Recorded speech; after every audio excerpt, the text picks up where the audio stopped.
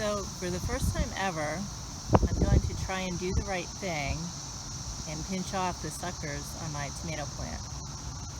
So we can see here, this plant has a flower stem and it grows up from the main stem all by itself. I've always been afraid if I pull the suckers off, by accident, I'll pull off the flower that makes the tomatoes.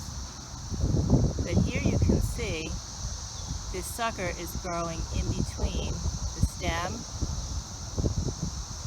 and another branch that has leaves.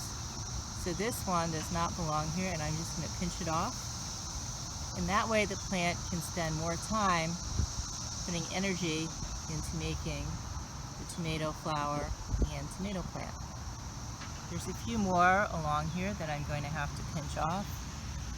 They're a little bit harder to see. Here's one that's gotten really big.